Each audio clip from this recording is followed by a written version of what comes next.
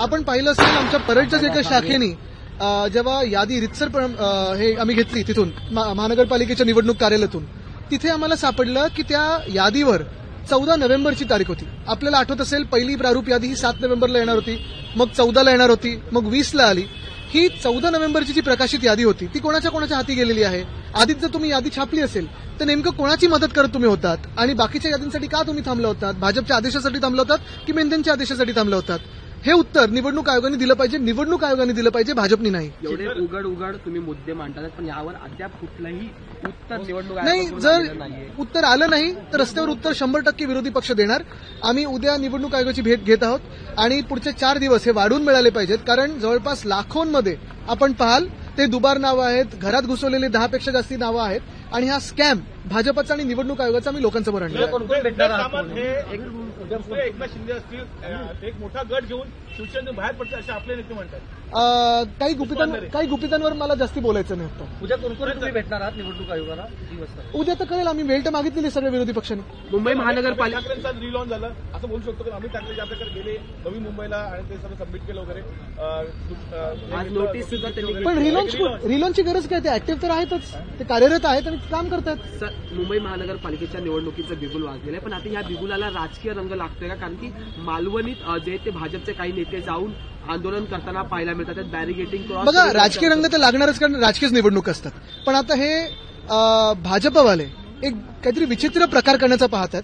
आपण पाहिलं असेल गेल्या काही दिवसांमध्ये काशीनाथ चौधरी यांना घेऊन, जे पालघर साधू हत्याकांडामध्ये प्रमुख आरोपी आहेत, त्यांना घेऊन भाजपने हे दाखवलं की त्यांचं हिंदुत्व हे पोकळ आहे. चुनावी हिंदुत्व मी जे भाजपचं बोलतो, निवडणुकीसाठी कुठच्याही थराला जातील हे त्यांनी दाखवलं. आणि नंतर स्थगिती का दिली?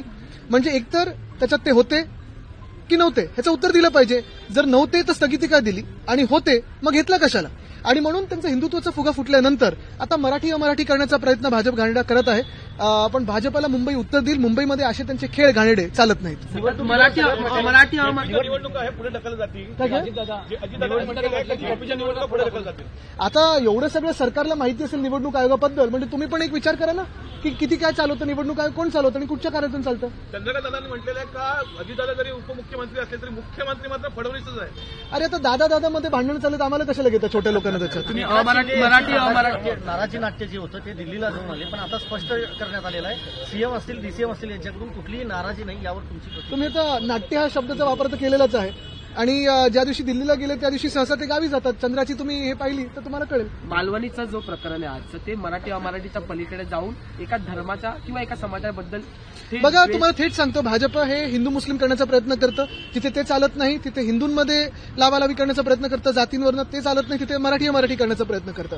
मुळात काय तर वोट चोरी करून निवडणुका सेटिंगमध्ये सगळं लावून स्वतःची लोक निवडणूक आयोगात बसवून पण आणि प्रत्येकाच्या खात्यात 10,000 रुपये टाकून पण ह्यांना विश्वास नसतो की निवडणुका जिंकू शकतात. कारण हे फ्री अँड पद्धतीने जिंकायला गेले तर कुठेही यांना एक सीट पण मिळणार नाही.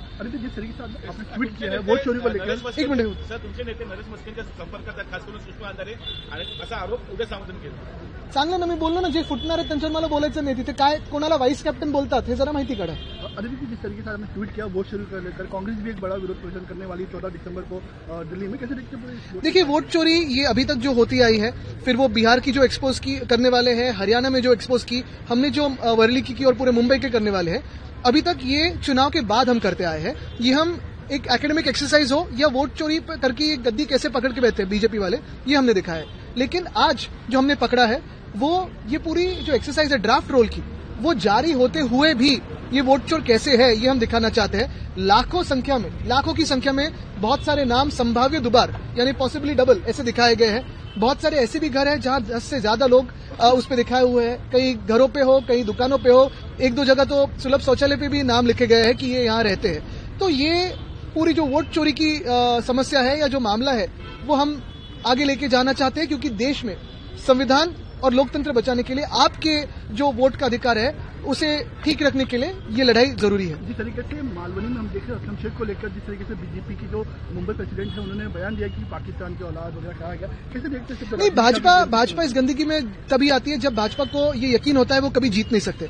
अगर आप देखें तो भाजपा हर चुनाव के पहले हिंदू मुस्लिम करने की कोशिश करती है, फिर हिंदुओं में भी जाति पे झगड़ा लगाने की कोशिश करती है, फिर उस वहां के लोकल समाज जो जैसे मुंबई में मराठी अमराठी के में कुछ विवाद निर्माण करने का कोशिश करती है। और यही भाजपा का एक तंत्र यंत्र रहा है कि कैसे चुनाव जीते, और इसके बाद भी वोट चोरी करती है तो भी सरकारें ऐसी बनती है उनकी। तो यही बात है। और मुंबई में अगर आप देखें तो सबसे पहला सवाल यही होगा मेरा उनके लिए, भाजपा के लिए, कि काशीनाथ चौधरी जो पालघर के साधुओं के हत्याकांड में है, प्रमुख आरोपी करके है, उनको आपके पार्टी में आपने क्यों लिया और लेने के बाद स्थगिति क्यों दी उस निर्णय को।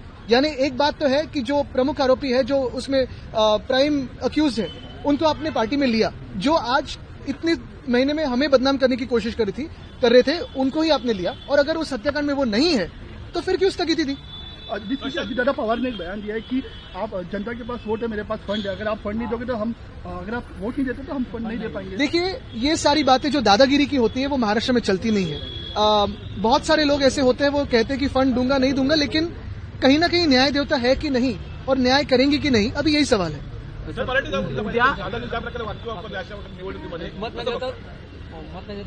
बघा आता हे सगळं कुठेतरी कोर्ट बघते की नाही हा पण प्रश्न येतोच ना। उद्या तुम्ही फक्त शिवसेना नाही, मला वाटतं जास्तीत जास्त विरोधी पक्ष त्याच्यासोबत असतील। अजून आम्ही सगळे कोऑर्डिनेट करतो, आम्ही वेळ मागितलेली, वेळ आल्यानंतर तुम्हाला कळेल। कशाला हिशोब लागतो निवडणूक आयोगाचा हिशोब आम्ही देऊ असं बावनकुळे म्हणते। चांगलं